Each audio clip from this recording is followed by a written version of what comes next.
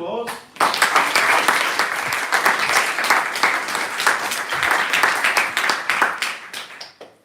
Cool. So, unlike Claire's presentation, which is beautifully structured and logical and loads of lovely work, ours is going to be a bit of a ramble, right?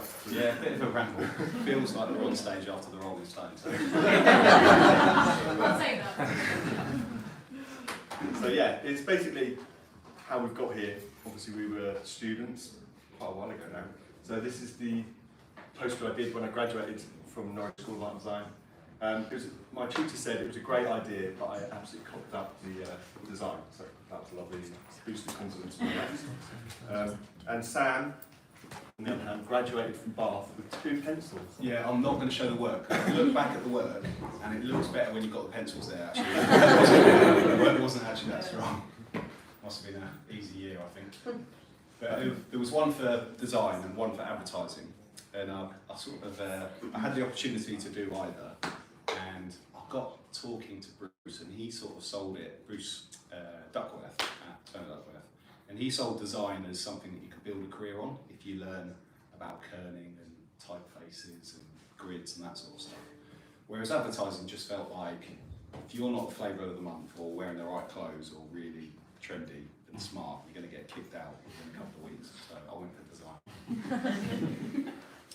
So we both started our career at Turner Duckworth. You've probably heard of them, quite a big branding agency these days.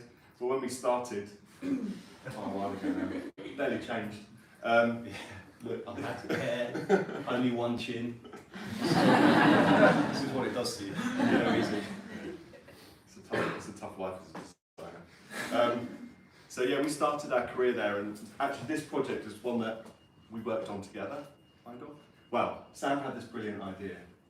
We used to work with Superdry, and Sam had this brilliant idea of like showing everyday like spillages and scenes where you might need a wet wipe. And so there were about 4 in the end, and they were all like kind of really messy things where you just immediately see it and understand, oh yeah, I need a wet wipe for that. And then he went on holiday, and I picked up the design. I had to do the photo shoot, and I did this typography, which he hated. He got back from his holiday. Absolutely destroyed it. Like, let the image do the work. Just picked a daft typeface and loads of ridiculous colours. I was just trying to spite him because he was in Australia for 2 weeks. So yeah, we used to do loads of work for also own brand things, and it's interesting what Claire was saying about loving the small opportunities and loving every job and taking it as sort of seriously as you can, regardless of how unglamorous or how small the opportunity is. Yeah, this was Superdrug kids shampoos, and the insight for the briefing was the client talked about kids being little monsters at sort of bath time, and that just became the idea, really simple. And I like sketching monsters, so getting paid to sketch monsters and bring them to life is like an absolute win. But I just think that little simple saying at the start of the briefing became the idea, and so I think as long as you're sort of switched on and you've got your eyes open and you're listening to what the client wants, I always think if there's a good brief, often that little nugget's in there for you to just accentuate and run with. So I got to sketch some monsters in a few days. And this is some work for Homebase. We used to work with loads of kind of own brands, so own brand packaging, and they were all sort of kind of little opportunities, and they'd come in and we'd work. It was a bit like being at college, wasn't it? The brief would go out to the whole team, and we'd all be like really competitive, trying to get like the first one. When you would have a review, we'd all go into a review like a kind of uni career. You'd try and get in first, like get your idea on the table, because sometimes someone else would have the same idea, so you were like, get it in first, claim it, put a flag in it.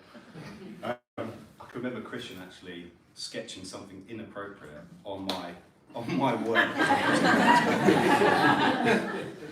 Just being absolutely devastated. Yeah, this was some packaging for Homebase barbecues, and it was really about bringing kind of the barbecue experience to the sort of store. So Homebase was a bit like a B&Q, so it's kind of quite an unglamorous environment. So it was really about setting all these kind of lovely, tasty barbecue foods on black backgrounds, like a kind of neutral canvas to kind of bring the barbecue to the store. This is a poster for a lecture that Bruce and David gave at LCC, and I love the fact that I had a little bit of time to work on a poster. Just felt like being at university. Like this is definitely the best time of your career.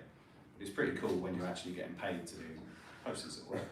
And Bruce loved this because they've both got ridiculous noses. His isn't as bad as David's, so he was always really chuffed with his poster. But the idea was about how the two of them come together and work. So David was in San Francisco, Bruce was in London. They'd fax ideas to each other, which is sort of amazing now, isn't it? But they'd worked together from separate offices, and the fact that they're stronger sort of together, coming up with ideas, was the gift.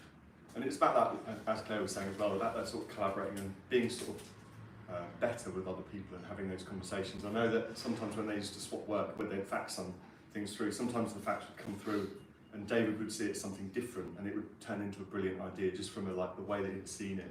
And the sort of simple idea that was quite good suddenly turned into something brilliant. There's a really good story actually about the Bella Zoo olive tree. Yeah. So someone had just sketched someone lifting up a olive tree, Yeah. An olive, Yeah. and it got faxed the wrong way round, and then someone saw it as an olive tree, and that became the idea for the pack, which is quite cool. Nice little accident. Yeah. Yeah, and more work. We did some work for Waitrose, loads and loads of packaging for Waitrose, and this was their honey range. And I think that it was always about just trying to keep it as simple as possible.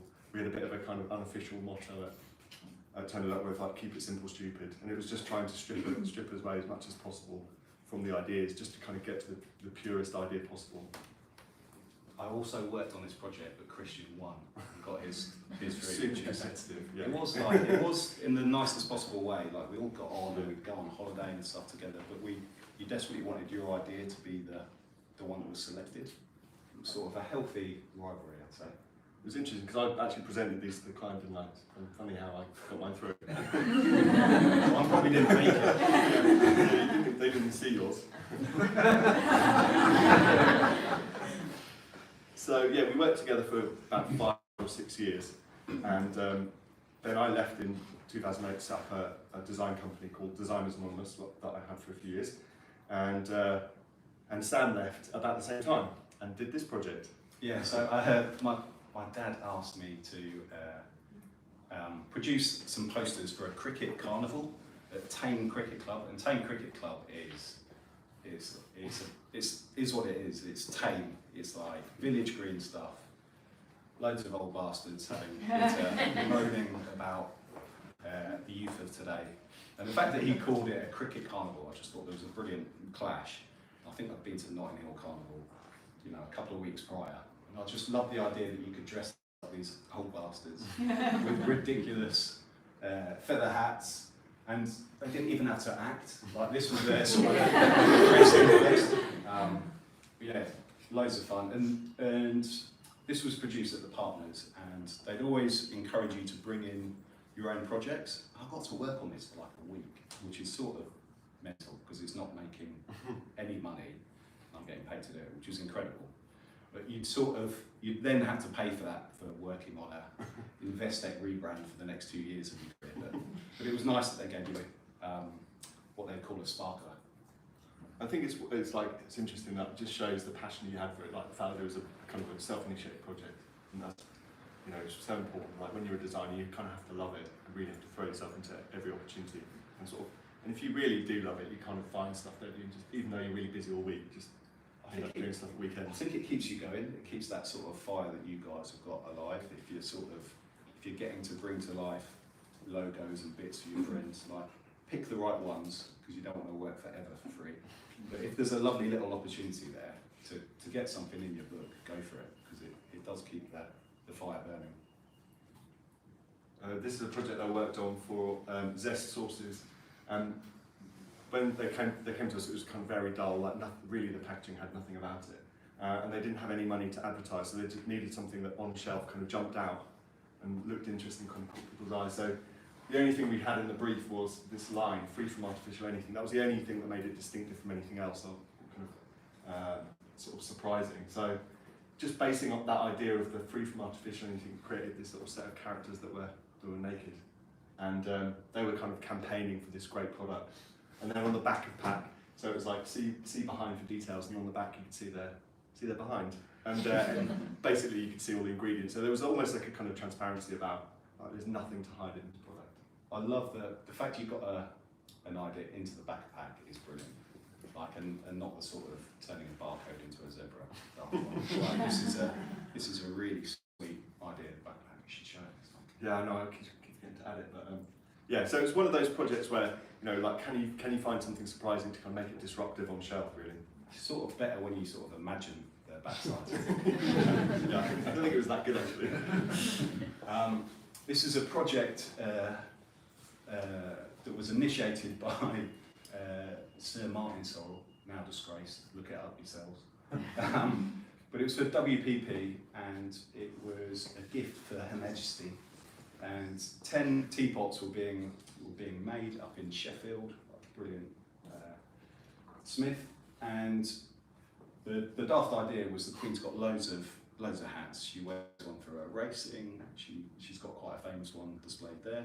And we just quite like the idea that you could change the top of the teapots for Her Majesty. And just like a brilliant, daft idea, it was a stupid post-it note sketch that got made, and 10 of these were done, auctioned off with a little diamond at the top. Unfortunately, I didn't get to keep one.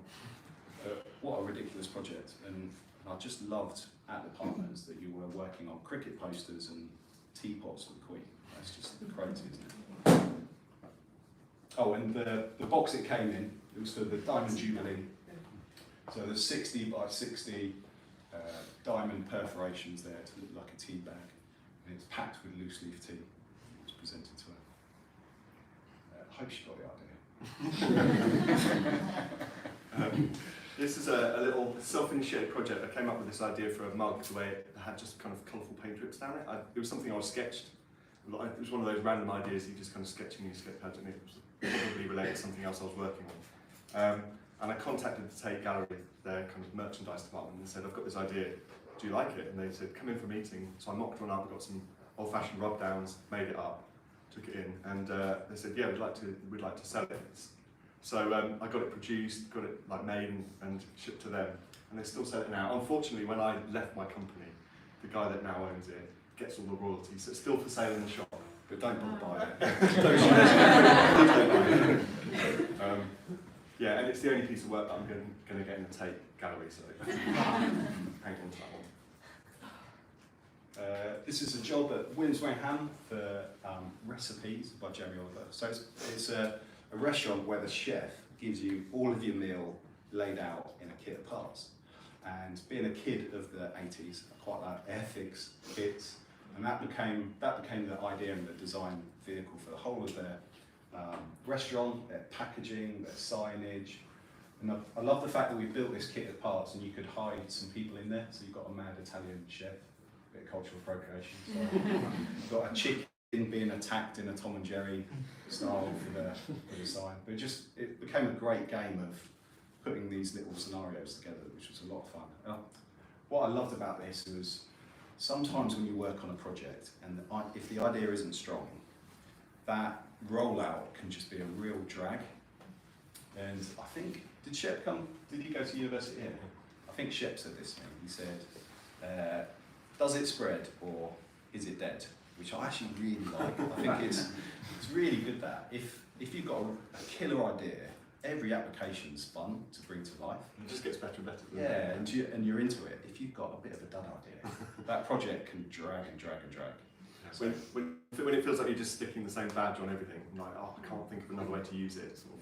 Yeah. You soon know if like the poster, the social media, the merch is an easy win. It's because you're probably onto something that's good. This is a project that I worked. So I then went back to Turner Duckworth, and we did quite a lot of work with Burger King. And the brief was to create some Christmas packaging for their products. But the key part of the brief was to make it shareable. So we created this bag, flame grilled Santa's beard, which then actually did work. It kind of had a result. So we kind of searched for some hashtags on Instagram, and sure enough, these idiots had kind of used it as a. So it was really nice, and it was actually it was a small part of the project, but it was the best piece. And it was just one of those great ideas where the client saw it and immediately loved it, and it had the desired result. Brilliant. This is the glamorous world of chicken on a stick in a garage or a Londis. And so the logo on the left-hand side wasn't ours. I think that's one of Angus's previous. And we were asked to reinvent it, and worked with a copywriter who said, actually, why don't we turn it from Grabbits, which just sounds A bit weird. bit odd. Well, I mean, Grabbit's probably a lot better, but we turned it into Grabbit, and this idea of stick it to your hunger, we thought that actually you could turn that bee into a little grabbing fist, and then on pack you could actually, part of the problem was you've got to show this thing that looks horrific on the front of the pack, but actually if you've got a bit of a mechanism to do it and show it, you know, you've got an idea and you've got a way to display the product. And the one on the left looks super anemic and cold, and we thought actually why don't we just completely celebrate this, and it should almost feel like you're in a garage in the cold aisle, but can you transport those people to the sort of food market of Exmouth, or somewhere that's got a bit of bustle and a bit of taste and flavour going onto it. And so if you click on the range, we just love the fact that actually you could just bring a bit of colour and variety and energy to that really miserable corner of a garage. And then the bee became a mechanism for serving suggestions and all sorts of copy lines, and just a bit of a vehicle to have fun with. Yeah, this is a project I worked on at Turner Duckworth, and it was really, it was one of those, a bit like the sort of swimming pool thing. When it kind of turned up, it sort of had a horrible name. Medivets didn't sound very nice, and this logo looked so bad. I was like, oh, this feels like it's going to be a bit of a struggle, this one, because the branding looked so bad. And then the brief was they were expanding. They were buying 300 new vet practices. They were buying up established existing vet practices and growing the brand. So they wanted a rebrand that looked proud and represented their new values. So we created a new monogram for the brand. It was really about being a beacon on the high street, so having a really recognisable logo.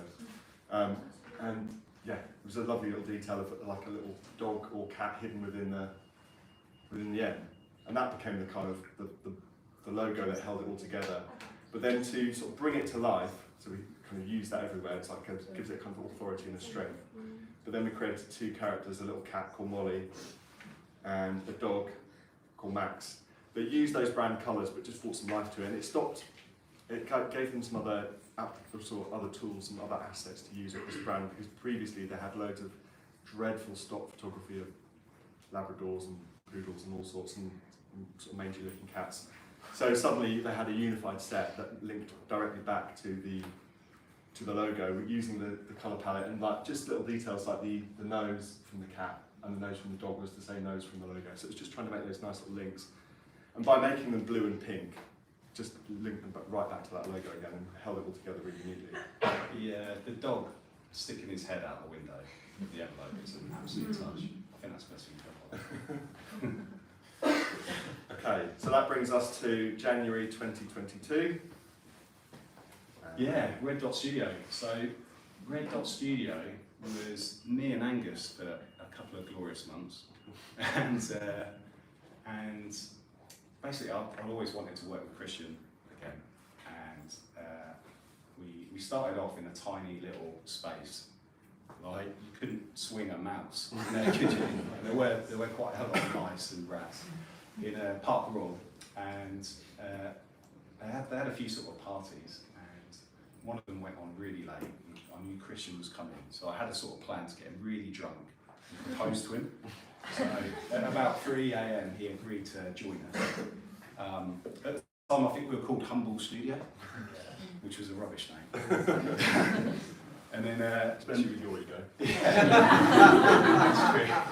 And so, Christian came on board, and we formed Red Dot Studio. And so there's going to be 6 of us in 2 weeks' time, and it's been a lovely journey of sort of 2 years, where the sort of monkeys are in charge. Like the designers are in charge of the shop floor, which is at the moment slightly chaotic, but it's also fun.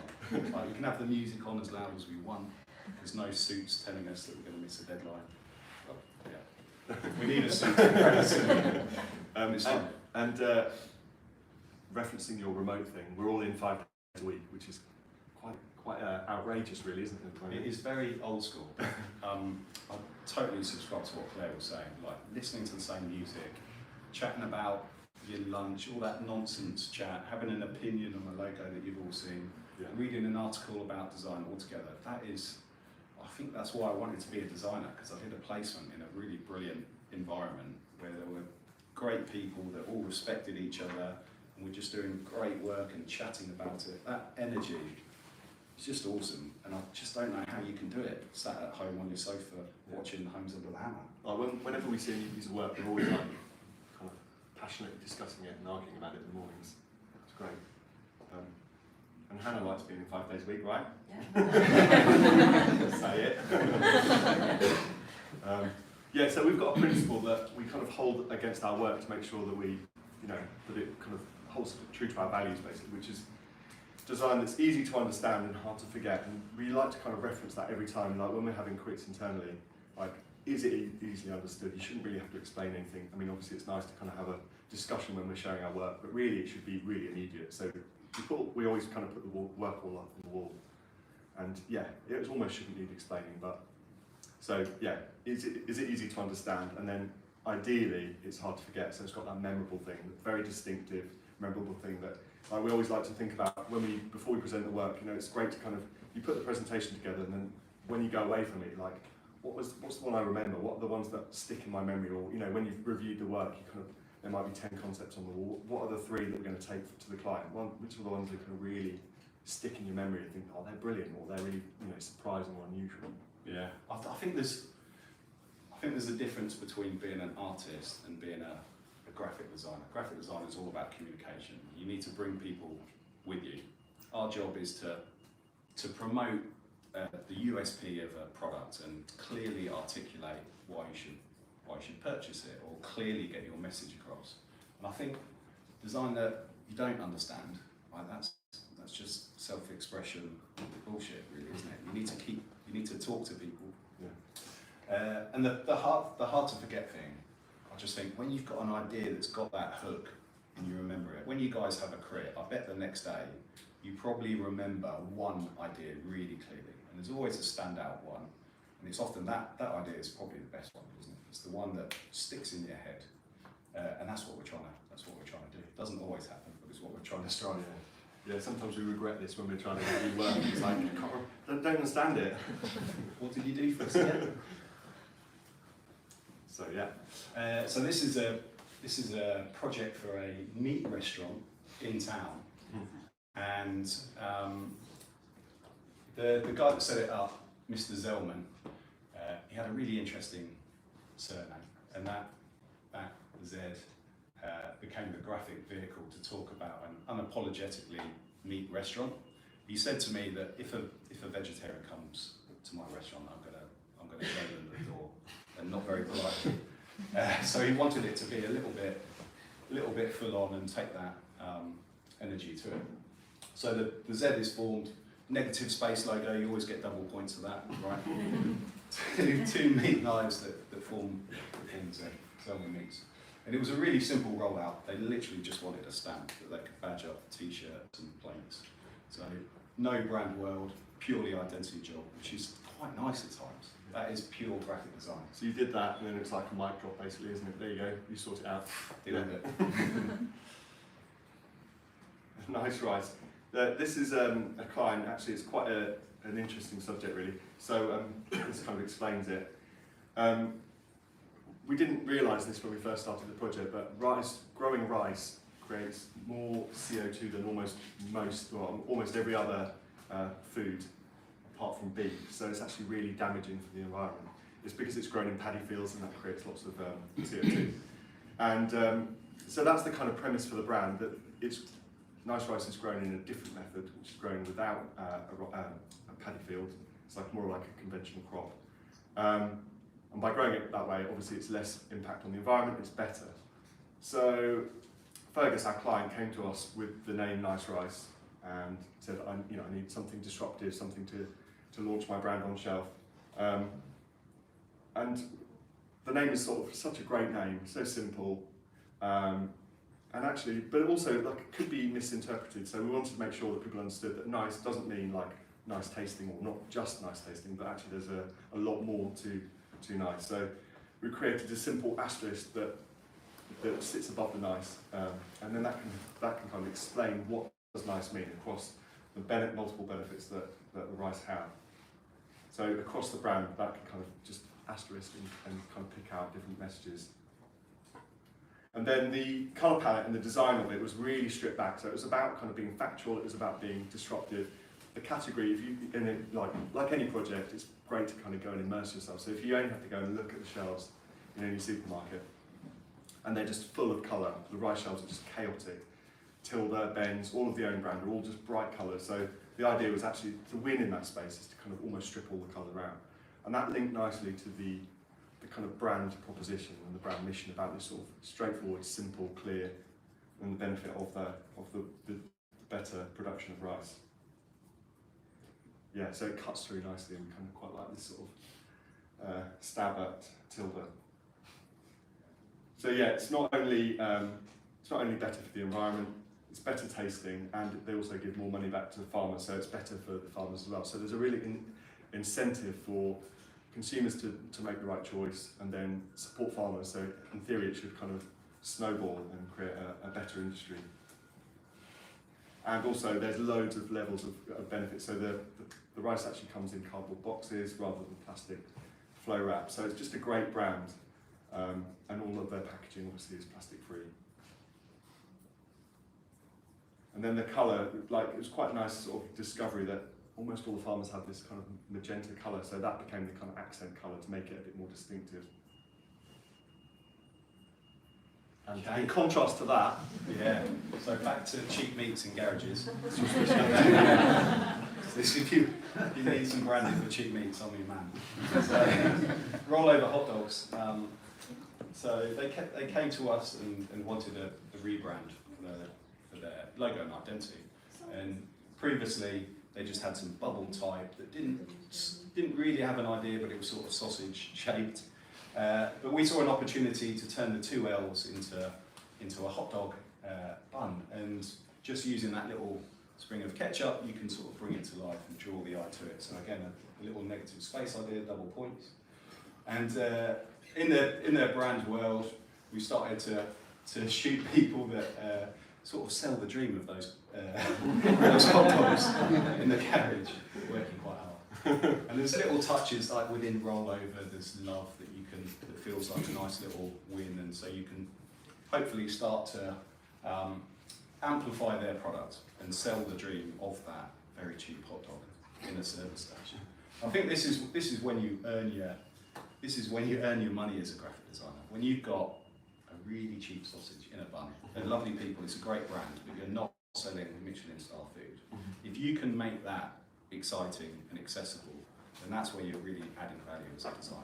And I'm really proud of this work because it came from not particularly glamorous space, and I feel like we're starting to take them to a better space. And I think that's ultimately, the job that you guys do and the value that you need to add. I think Claire mentioned about sort of, do you want to work with some brands that are really cool and amazing at the moment, like Nike? Yeah, you do.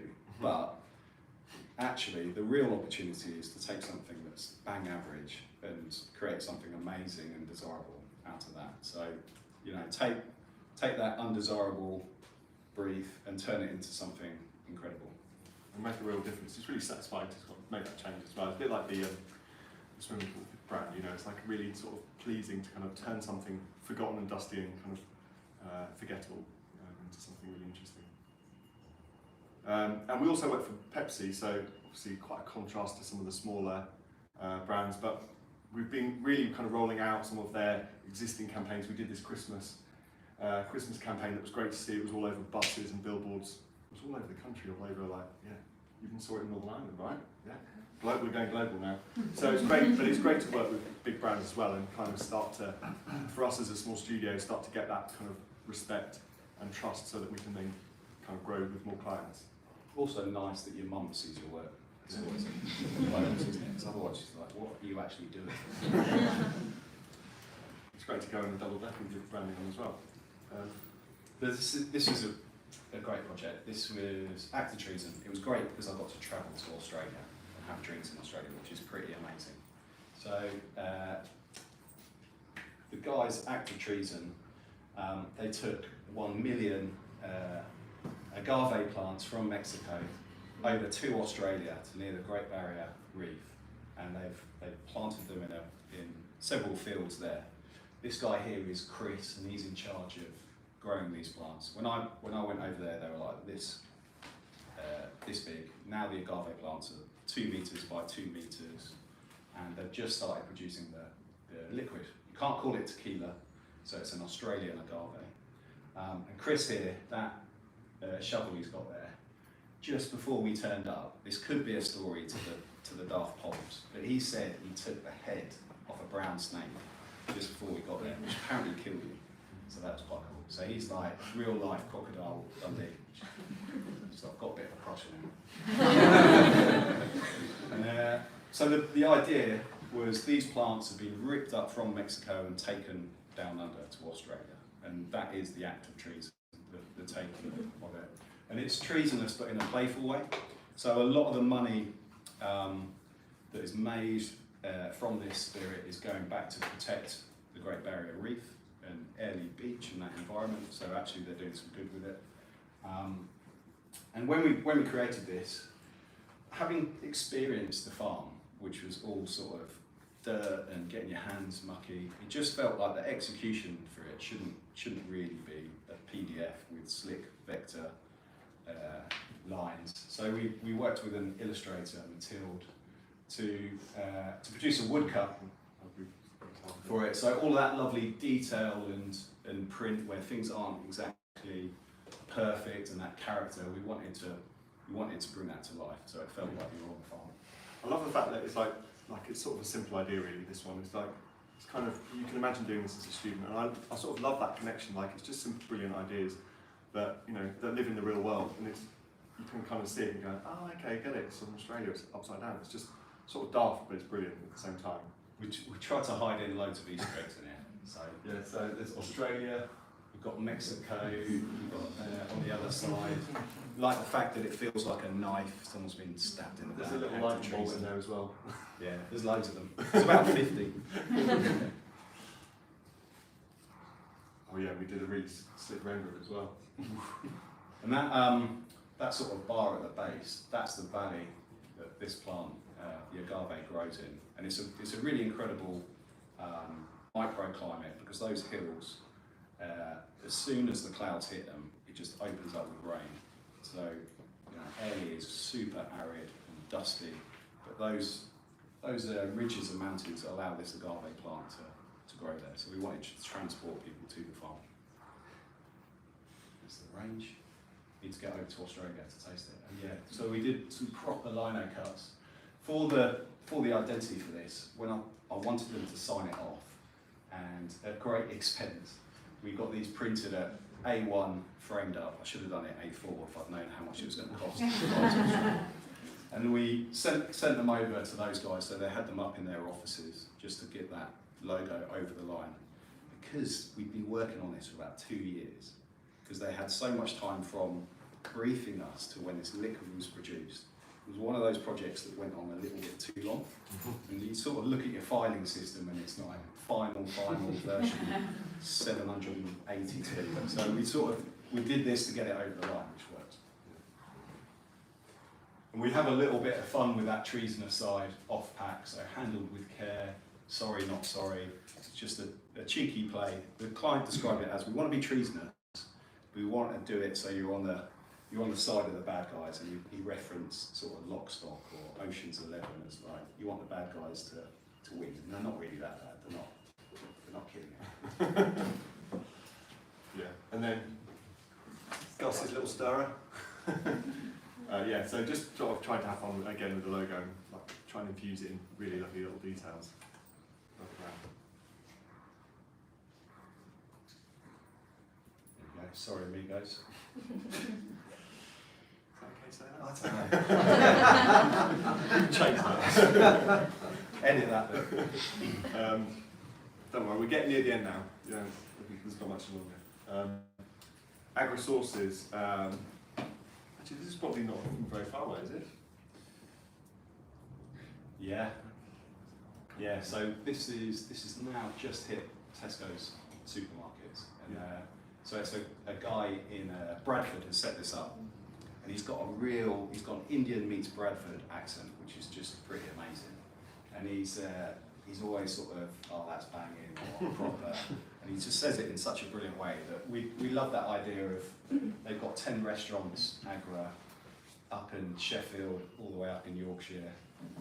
And we just love the idea of that Indian meets Bradford lingo, so we play with that on the pack. And we spotted a little opportunity there. There's a tiny little elephant there with tusks. Indian elephants don't have tusks. On the front of the pack. And we wanted to give it character, we wanted to give it personality. And he called this elephant Lulu. And whenever they go to some shows, he wheels out a 20-foot African elephant to sell his Indian products. So when he briefed us, he didn't really have much of a brief. He was just like, "I'll just make it a bit better. I need to get it into Tesco." We said, "What's this elephant all about?" This is kind of like quirky little detail. And he said, "Oh yeah, that's Lulu." So this is the huge elephant that they wheel out. And we just love the fact that there's this, well, apparently Indian elephant in Bradford. So it's like that culture clash, the two things coming together, and that sort of really became the bigger idea, this idea of Indian recipes perfected in Bradford. Someone needs to take a hacksaw to the tusk. He got a really good deal on it. So we worked with an illustrator to create a new Lulu, and she became the mascot of the brand. We refined the typography, made it a bit more legible, and then, yeah, she kind of animates throughout the brand. Yeah, I love the fact that you can bring to life this elephant on the front of the pack. And I love the one on the motorbike. Briefing an illustrator with a straight face that we want an elephant riding a motorbike. I was like, she's never going to be able to do that. And then about half an hour later, she sent it through. Don't know quite how she did that. Oh, there we go. So yeah, the packaging. So based on that idea of the bigger idea of the kind of culture clash and the Bradford meets India. Was really about this postage stamp idea, so the sort of travel and things being sent back and forth. So that we got this kind of deckled edge of the stamp and referencing kind of vintage stamps as the label design. Yeah, we really wanted to, when you look at the art, it's all sort of dark Sharwoods, and no one's really doing it with a real pop of colour, and we just wanted to sort of transport you to Bollywood a little bit with these and get them seen. So yeah, again, as Sam said, basically just almost wrote his words on the pack, just keep it simple. And then again, from that, just having fun. We're almost like, right, what can we do with this elephant? Let's just kind of bring him to life. So takeaway bags, obviously on the elephant on the bike. And Junior came up with this idea of the close sign for their restaurants with the little sleeping Lulu. Safety matches. And then, yeah, just love this idea that they can paint it on the outside of their restaurant. Okay, this is Summit. How are we doing for time? Are we get? I'll stop. Yeah. Okay, nice. Okay. If there's anything, there's only like maybe 2 left. So this is go, guys. So quality. Okay, so this is an adventure sports club across the Pennines in Bakewell. Is that across the Pennines? I'm a little bit dizzy right now, to be honest. But an adventure sports club, and it's all about people pushing themselves and exploring, running up and down the Peak District. And we like the fact that the guy that briefed us in, Sam, was from Sheffield. He's got a broad Sheffield accent. He wanted to appeal to the guys to cycle from Sheffield over to his place. And I quite like the Arctic Monkeys. Summit is a lyric in there, and it just felt like a nice little twist on Summit. And that logo, having a bit of activation and a bit of life, showing it in motion, felt like a really exciting way of talking about this sports community and what we're going to get up to. And I love the fact that when you go there at the weekend, we all visited. That's Angus is cycling at the back there, struggling. I'm probably at the front. And when we went there, it was brilliant because it felt like a proper immersion. Like we went cycling with them. We had a lovely cake there, a cup of tea. It's like actually helping build a community, fun sports club was just brilliant. And they don't pay enough, but it was fun. And yeah, and then like actually living the experience as well, kind of going to kind of immerse yourself, like live the product, go to the supermarket, see where it lives, see where the brands live to really understand how to, and then you kind of, then it almost comes to you, you kind of go, oh, I know what this needs to feel like and look like, versus sitting in front of your computer screen, struggling to. When you guys have got a brief and you're struggling to crack it, if it's for a band logo, go and see that band. If it's for a food product, cook with that source. Yeah. Like doing your homework and then letting your subconscious go to work with what the idea can be is like, it's always a good trick. Yeah. I think that does work. It does. Sometimes you kind of think, oh my god, I know what pasta sauce is like, but you sort of you try it and you learn something from it. You definitely need to always do it. Just go through the routine of it as well, like experimenting and living it. I think definitely. And understanding what you can talk about with that product. What is the USP? Horrible word, but it's really important to know what you need to accentuate and celebrate is key to cracking the brief. Flipper taps. Okay, this is some of Angus's magic. And I do think this is magic. This felt like a real moment to us as a studio. We've once entered one project of D&AD and it won, which was amazing. It felt like a real confidence moment for us. You know, new studio. Can we do it? Can we deliver? And this was a tap brand. That's a tap. That's a tap. And we did a tap logo, keep it simple. But there's a plus to it. It's a 5-in-1 tap. It does sparkling, it does cold, it does boiling. It's an incredible tap. And we came up with the name Flipper.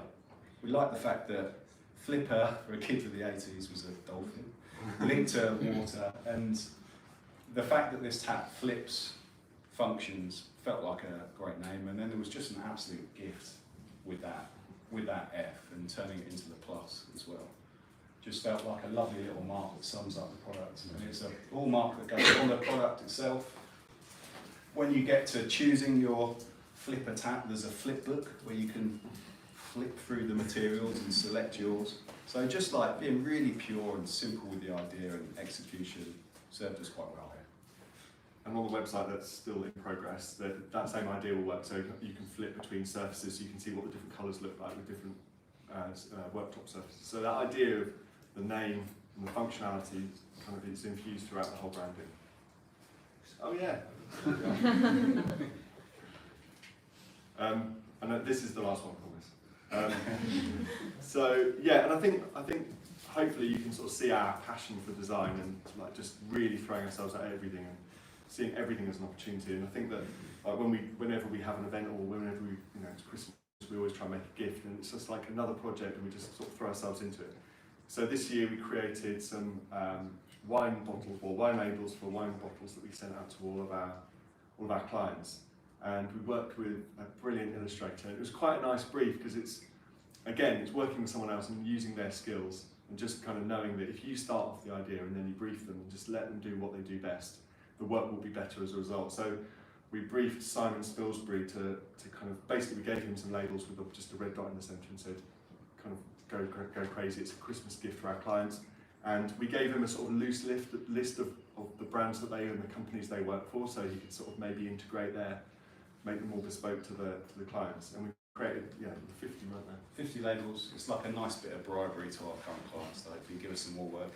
Who knows if we get any off it, but it was a lot of fun to bring it to life. And I think if we can do as many of these jobs without going out of business as we can, it'll be lovely, because it just keeps you, like I say, it keeps you alive. And if you're stuck working on an annual report, or you're not doing something that's full of joy, just invent a project and create something that you can add a bit of wit or fun to.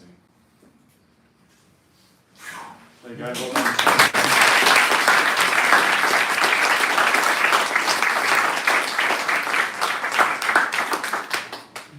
Prize for the best question at the front? There is. The lovely Hannah's got a gift for but she's going to pick the best question, so.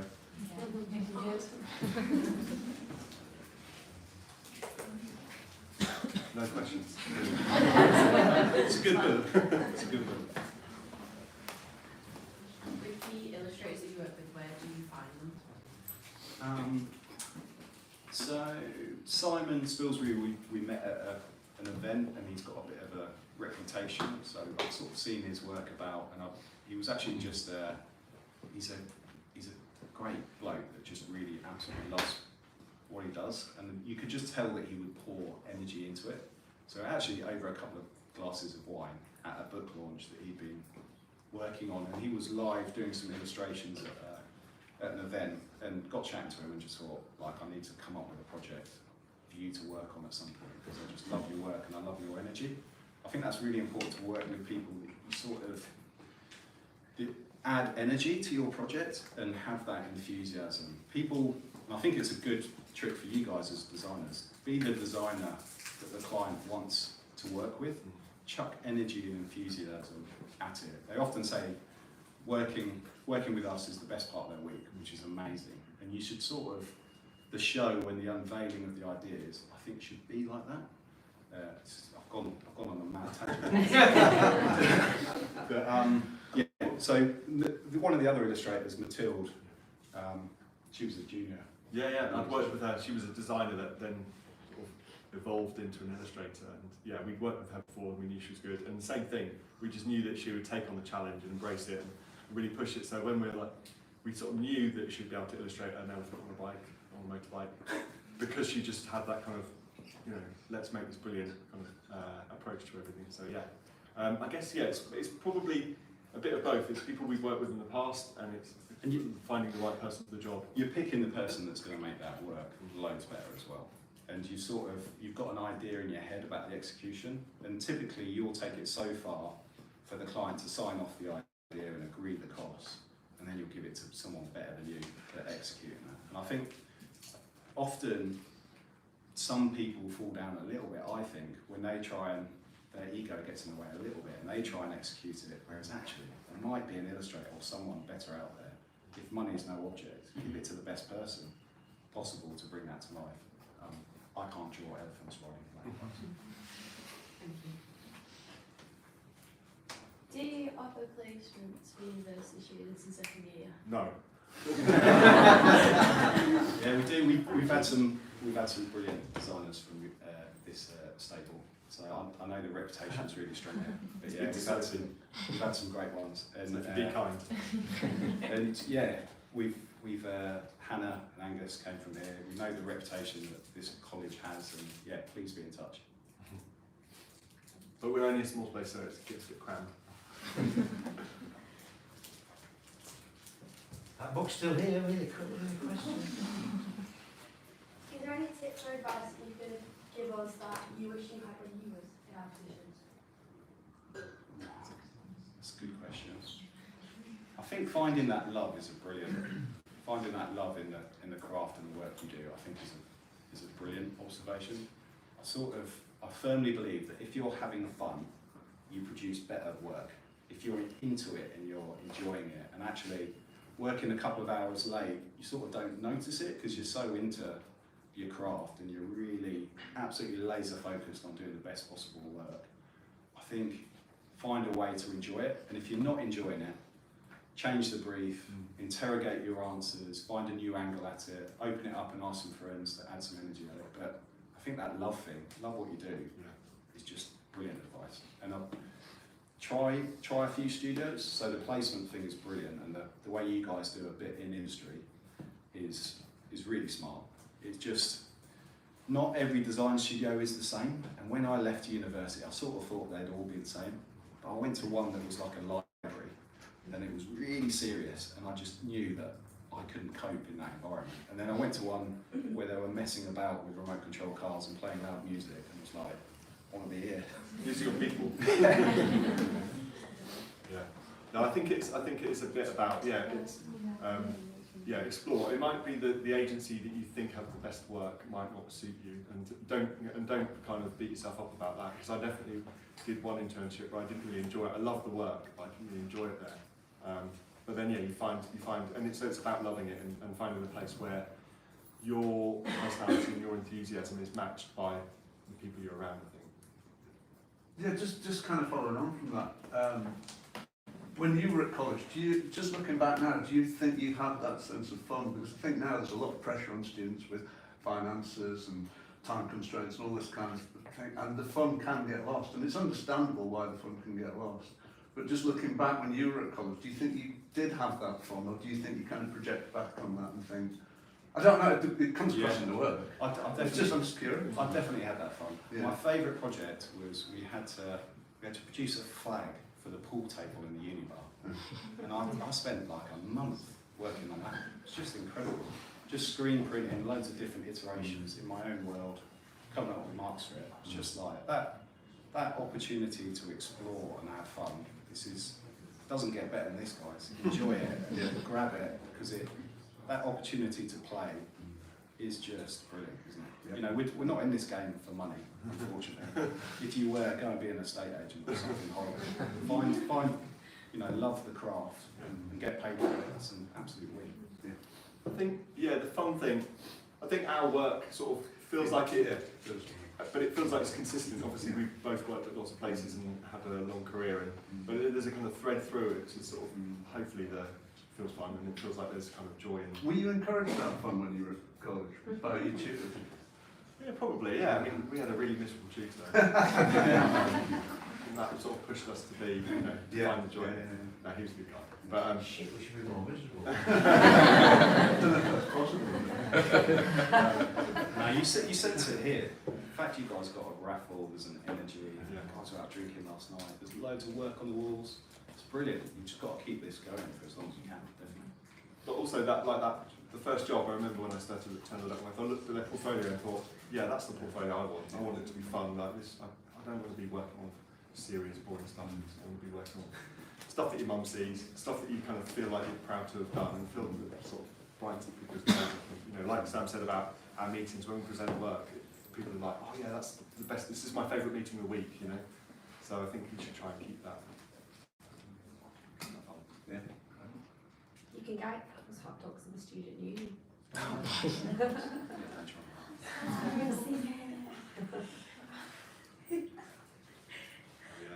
We have to do this, by the way, John. It's not really something like that. Sorry, this one first. Oh. So obviously work speaks for itself. I absolutely love it. It's brilliant. But if you could describe what you do and your studio as a whole in like one sentence, what would that be? We need someone smart.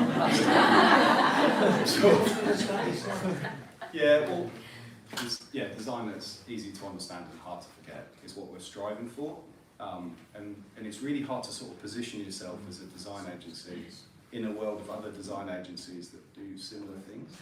And we're trying to sort of carve out that niche in our proposal. And it's sort of twofold. You want to project who you are to the outside world, and you also want to grab that brief. Like, you need to do it for the client, and you also need to project yourself. But so I've got to sum up what we do. Maybe it's more of a list, isn't it? Yeah. I think we always go to lists because we're not very good at writing. Like, hard-working but fun, collaborative. Yeah, I mean it is. I do turn up to work every day loving it. Like, I enjoy it. And I think having the music you want, having the people you want to work with around you, working with clients that are as nice as possible doesn't always happen. I'm trying to have fun with your work and do great work is what we're trying to achieve. And keep it simple as well. Yeah, Like, keep it it's not- simple, stupid. Yeah, it shouldn't be that complicated, and if it feels complicated, you're probably doing something wrong or something's not right. Good sentence. Yeah, someone sort of condensed that down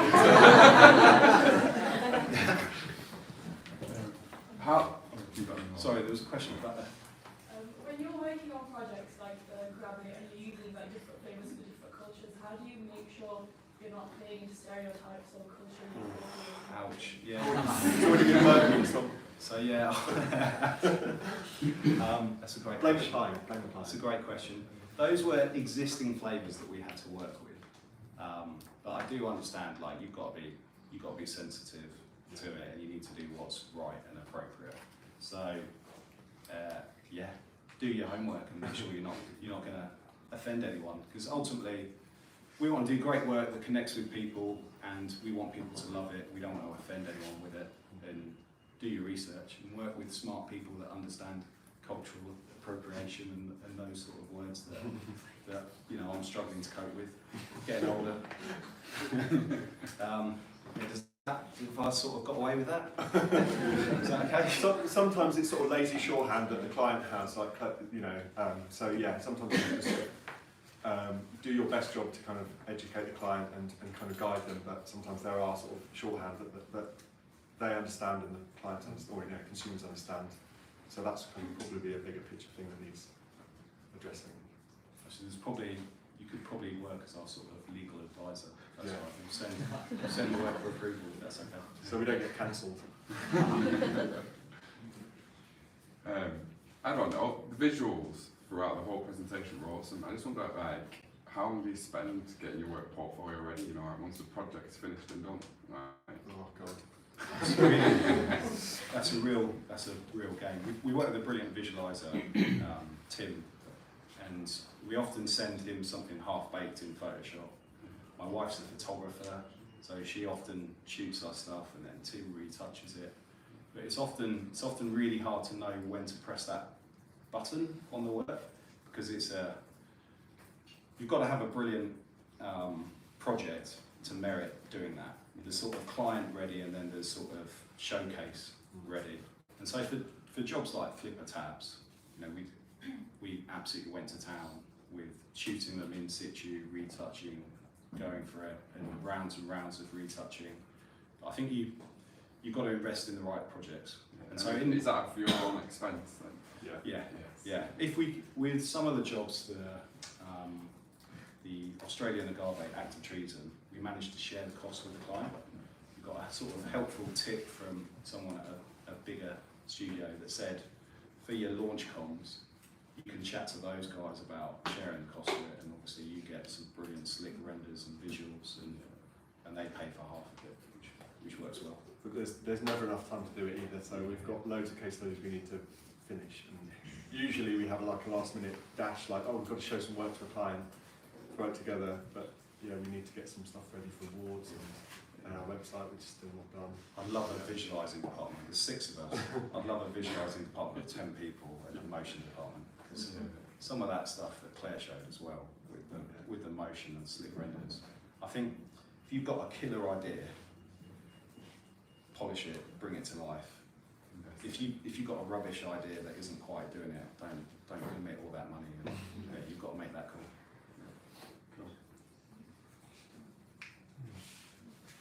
Talking about all like the visuals and stuff that you've done, I think there's any like important like programs that as graphic designers like we should be aware of. I know it's obviously Adobe, but like what are other like really useful ones that you've used in the past? I think being good at Photoshop and like the Adobe stuff is probably the best time. You don't want to be a jack of all trades. You want to be good at design and conceptual thinking. I think that's what time, so you need to use a certain level of Photoshop and Illustrator and InDesign to kind of express your ideas, but yeah, you can kind of spread your, if you try too much, you might end up not being as good as you are at the kind of ideas and thinking. I invested like a year of my career at university on Flash animation. That was not time well spent. I think that the craft of sketching, coming up with ideas, and then don't be a slave to the application. Use the right one to bring it to life. You don't want to be someone that just devotes yourself to one program, because it will be outdated. It's quite interesting at the moment that Dean, one of our latest junior, has been using AI in interesting ways, and he's been pointing it with his ideas. And sometimes it's an absolute car crash what comes back, which is sort of reassuring. But sometimes it unlocks a really interesting other concept. So I'd like to sort of experiment and use it a little bit more, but I don't want to be a slave to it. I don't want it to take over and ultimately replace me. I want to channel it and point it in the right direction. Is that native there? It's like Photoshop or another? I think he's used He was using Firefly. Is it Firefly? Yeah, and he was totally just outsourcing his job on some projects. So I need a Christmas card for a tool company. and it produced rubbish results. So that was really sort of reassuring to me. I think that's really interesting thing about AI, that it's only as good as the information that you put in it, and even then you're still not going to get, but it also, I've been playing around with it just to see, like, I've been like getting pictures of my Patterdale Terrier looking like she's in a movie, you know. But it's relying on your prompts. You've got So that unless brilliant you're very, thought if you to start don't have a if you don't have the great thought to, it's that whole phrase of we used to get told when we were at college, you can't polish shit. You know, so it doesn't matter what you do to it afterwards, it's not going to get any better. But I think there's a quick way of kind of AI to do the visuals for you after you've got the idea. I think there's definitely something, because now there's so much more out there to kind of pack structures and everything you just stick the work into and kind of, but I still think, I love the fact on the Agave project, you actually had the posters printed and sent them to the client. And there's, everything's on screen now. So if you're doing a bottle of wine, making the bottle of wine, there's a mock-up, and then photographing it yourself. I think there's something just in that kind of, you know, immediately connects with the, oh! All our time up. We get shot. Good Andy's party. The balloons, but blowing. Oh, I really like the balloon. We're not so balloons. Yeah, no one knows that was. Someone just falls off the chair. What the hell? Sniper, look. Oh, so that's the thing behind it. Oh, something. That's not blocked though. Did your laptop still work? Yeah, doing things for real. Like that often people take it more seriously because it's there in front of them, and anything tactile is working on it. A few times we would print things out, like I've done like you can get newspapers printed so cheaply digitally. We'd actually lay it out as if it was like a paper magazine, like a fanzine, and take all the strategy and thinking, like, and clients would walk out with it afterwards and they could go, you know, and it was the same thing that you would have put in a PDF, but it almost makes it more permanent. Yeah. Because you give them like that and kind of more considered, it suddenly puts more value into all the thoughts that you've given to Yeah, something. definitely. It feels more wholesome from our perspective as well, Yeah. that you're actually not just producing a PDF, Yeah. so many PDFs, to actually end up with an actual physical print or a liner cut is brilliant. And we have those facilities here. Fantastic facilities downstairs to be able to do that. Yeah. No, that's really fortunate. I mean, yeah, once you leave uni, you can't get. Well, that's it, isn't it? I mean, it's like you were saying, you'd screen printed that thing over and over and over again. You've got the opportunity to do that. Yeah, don't, like, if you're not in there screen printing big liner cuts now, you're going to regret it. Like, get in there and make it happen. Once you've got that killer idea and you're on it, like for example the hot dogs or the flipper taps, how do you make sure it follows throughout the brand, like in the later stages? I guess it's just, yeah, working together as a team, like really kind of interrogating it.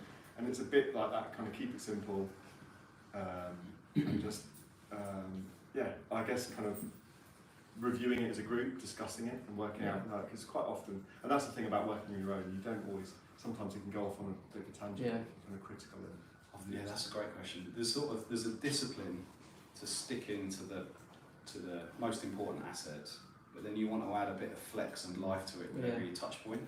And I think you want to be playful with it, but it all needs to build and reinforce that brand. So it's as memorable and distinctive as possible. Yeah, that's a great question. It's also back to that AI thing. It's like you can put loads of stuff into AI, but you decide. You need a critical block of thinking to kind of decide what is relevant and what is the right answer. Because you know your client, you're constantly helping your client to get to one solution. And sometimes we share too much work and they get overwhelmed. Actually, you know, it's the same with AI. You may end up with 50 results. Like, what was the right one? And that's sort of lots of time of working together and discussing to kind of go, okay, this is the right answer and this is the best execution. So, yeah, it's yeah. Right, thank you. Is Hannah awarded the book? Yeah, it's gone. There we go. What about if there's a better one? Mr. Chance. Is that drawn a conclusion? Did you Yeah. Like and subscribe, guys. We need the numbers. This is how you might get a job with us, so this is really important as well. This is just pictures. I've already seen it. I was just wondering whether you'll do as the, well, round of applause everybody.